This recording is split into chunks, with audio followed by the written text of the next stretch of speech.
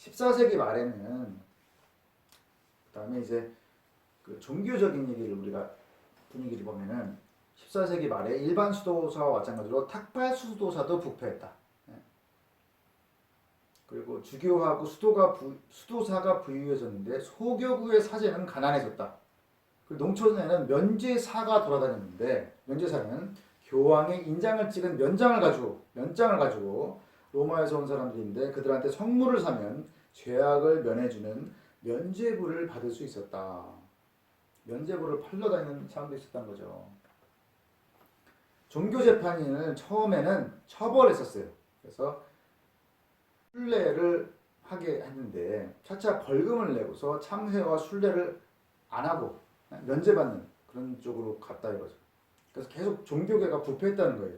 존 위클리프 이 사람이 성찰례의 성체가 현존하고 있다는 화채설을 부정해서 이단자가 된다. 이게 뭐냐면 거기 가톨릭교 의식에서 보면은 그 포도주하고 이렇게 먹을 것 조그만 거를 주는데 그게 예수의 피와 살이다. 근데 그게 그 의식을 할 때는 그게 진짜 예수의 피와 살로 변한다고 잠깐 동안 그게 화채설인데 그걸 부정했어요. 이게 말이 안 된다. 그래서 이 사람이 이단자가 됐는데 이 사람은 이제 독실한 성직자로서 성서를 보급하기 위해서 일반 민중이 이해할 수 없는 라틴어와 프랑스어로 된 성서를 영어로 번역했다. 그리고 초기에 프란체스코 탁발 수도사처럼 가난한 생활을 하는 제자들, 가난한 수도사들을 양성한다. 존 위클리프가 그죠? 그리고 1401년에는 교회한테 이단자를 사형 집행인이 분살해도 좋다라는 권리를 확인한 법령 이단자 화형령이 의결된다. 사형자 집행인이 분살해도 좋다. 분살은 뭐예요? 태워 죽이는 거죠. 이게 그러니까 이제 이단을 이제 척결하려고 하는 그런 움직임이 있었다는 거죠. 자, 그리고 이제 농민 폭동이 일어나요. 농민 폭동. 브레티니 조약으로부터 15년이 지나자 영국 내에는 굴욕감과 불만이 가득 찬다. 왜요? 전투를 이겼음에도 불구하고 아키텐하고 뭐 퐁티에 그죠? 그다음에 또 칼레 여기만 갖기로 했잖아요. 그러니까 이게 잘못된 그 조약이다라고 한 거죠. 그리고 왕이 이제 늙어가지고 왕비 침실 시녀 앨리스 페러즈한테 정신을 뺏겼다. 그래서 그것도 이제 그 민중들의 불만이 된 거죠. 그리고 흑태자는 그 전투 끝에 병이 들어서 아키텐의 점령지를 버리고 영국으로 와가지고 병석에 있다가 사망했다. 그리고 이제 왕자 에드워드 3세의 왕자 흑태자의 동생이죠. 랭커스터 공 존 곤트라는 사람이 페러즈 아까 그 침실 시녀와 결탁해서 부정한 관리들의 지지를 받으면서 국정을 장악한다. 그리고 이제 프랑스하고 카스티아의 연합 함대가 가스코니하고 항하고 도버 해협을 지배한다. 그래서 영국의 함대가 라로셸에서 격파된다. 그리고 프랑스 함선은 템스강으로 침입해서 연안지대의 도시를 약탈한다. 라로셸에서 영국의 함대가 격파된다. 프랑스 라로셸. 얘는 귀엔 지방이죠. 그 다음에 템스강으로 프랑스 함대가 들어와요. 쫙 여기 들어와가지고 이제 약탈을 했다 이거죠. 그런 게 다 농민들의 불만이 된 거예요. 자, 하원은 100개의 성읍을 대표하는 200명의 국민과 37주를 대표하는 74명의 기사로 구성된다. 그래서 아까 하원을 구성할 때 각 도읍에서 2명, 그렇죠? 그리고 각 주에서 2명 이렇게 말한 게 이거예요. 주 대표가 모범적인 의회라고 부르는 그 1376년도 의회가 있었어요. 여기서 랭커스터 공 일당을 호출했어요. 그래서 회개 보고를 받고서 왕을 또 에드워드 3세를 추적시켜서 침실시녀 앨리스 페러즈의 파면을 의결했다. 그리고 해상 방위 계획의 실시를 확약한다. 이런 의회, 모범적인 의회가 1376년에 열린 거예요. 근데 의회는 약속만 받아냈다. 그래서 이게 끝나고 나서 랭커스터 공은 하원 의장을 투옥했다. 그리고 앨리스 페러즈는 다시 국왕한테 돌아간다. 자, 그리고 이제 흑태자가 아버지보다 먼저 죽었기 때문에 에드워드 3세의 손자가 이제 왕위를 계승한다. 그게 누구냐면 보르도의 리처드. 보르도가 어디예요? 프랑스 지방이죠. 여기. 뭐냐면 여기 아키텐 지방은 영국이 점령하고 있었기 때문에 그래서 보르도의 리처드예요. 그래서 리처드 2세가 된다는 거죠. 그리고 농민들은 농노제를 용인하려고 하지 않는다. 그래서 농민들이 어떤 불만이 있었냐?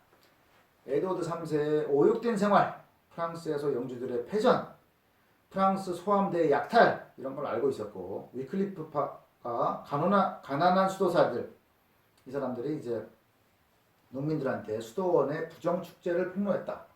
그래서 그 불만이 이제 차오른 거죠. 1381년 촌락마다 비밀 집회가 상행했다.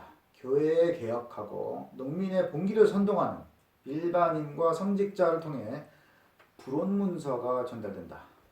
그래서 농민은 하루에 2, 3펜스로 농역을 강요하려는 영주와 영주 관리인과 싸우고 있었다. 돈 조금 주고 부역시키는 이런 거에 이제 불만이 있었다는 거죠. 이 조항에는 범법자에 대한 처벌 규정이 있어가지고 노역을 거부한 농민은 농토에서 쫓겨났다. 그래서 온순하던 농부들이 숲속을 헤매는 불황자가 됐다. 그래서 생활의 근거를 상실했다. 이게 농민 폭동의 그 배경이 됐던 거예요. 세금 징수인이 충분한 금액이 거치지 않으니까 다시 징수인을 보냈어요. 이걸 보고 이제 징수인이 다시 와가지고 미납자를 체포하려고 하니까 전 촌락이 그들을 몰아냈다. 그래서 이 농민들이 그렇게 한 자기네들의 그 행위에 대해서 겁이 나서 숲속으로 도망갔고 거기서는 이미 그 노동자 조령이라는 그 법령 때문에 무법자가 된 농민들이 있었죠. 그래서 그들이 만나가지고 집단이 자연스럽게 편성이 된다. 폭동의 어떤 집단이 만들어진 거죠. 에섹스와 켄트 지방에 불이 났다. 불을 지른 거죠. 그래서 폭도는 약탈을 하고 랭커스터 도당과 관리들을 살해했다. 에섹스하고 켄트. 네? 여기서 이제 불이 났다는 거죠.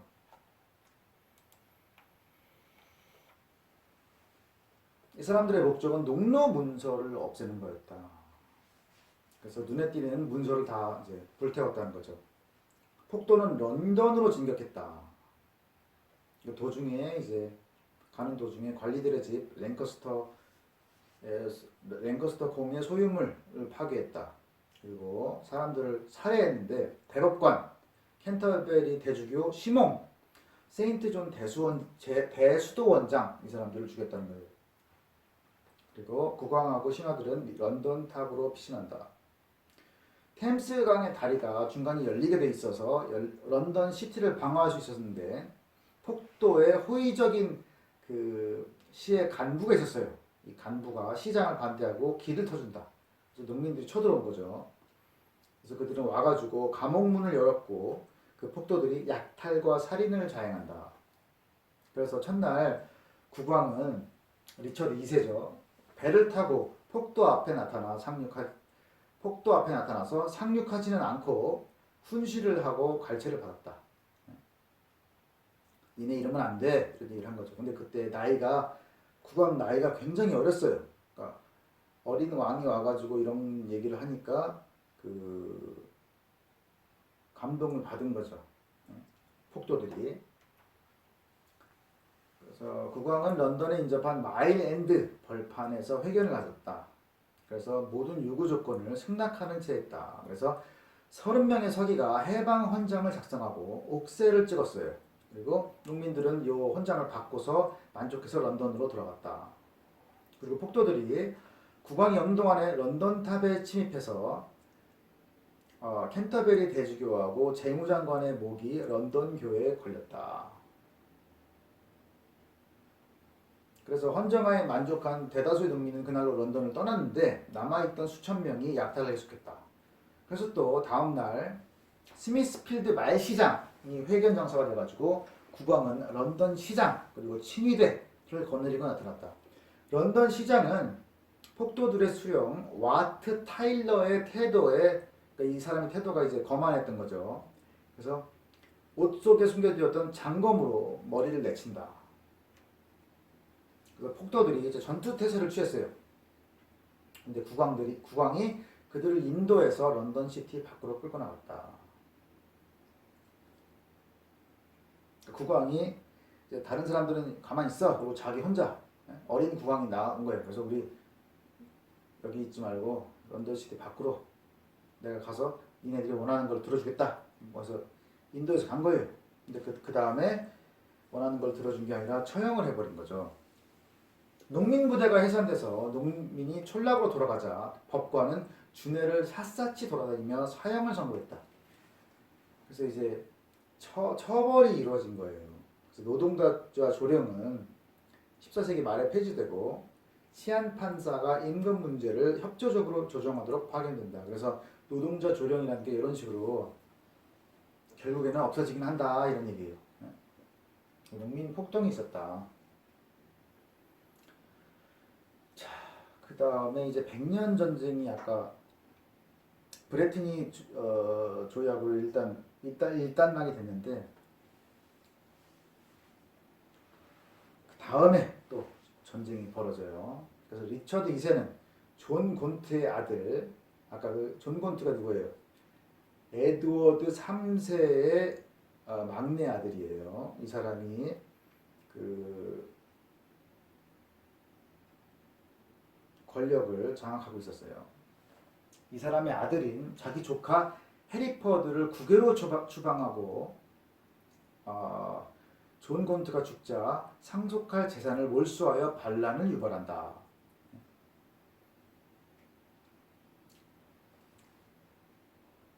그래서 이제 존 곤트 아들 해리퍼드가 잠깐 파리에 머물러 있는 동안에 쿠데타를 준비한다. 그래서 영국에 상륙하자마자 리처드 2세를 투옥한다. 그리고 의회가 랭커스터를 국왕으로 선출했다. 이게 누구예요? 해리퍼드를 말하는 거예요. 랭커스터 공, 존 곤트가 랭커스터 공이거든요. 이 사람의 아들이기 때문에 랭커스터라고 하는 거예요. 이 사람을 국왕으로 선출했고 캔터베리와 요크의 주교가 대관식을 거행했다. 그래서 헨리 4세로 즉위한다. 해리퍼드가 헨리 4세가 된다 이거예요. 그렇게 있다가 1415년에 헨리 5세 프랑스와 정쟁을 다시 일으킨다. 왜 그러냐면은 국내의 소란한 민심을 수습하기 위해서 관심을 밖으로 돌리려고 이제 이런 전쟁을 한 거예요.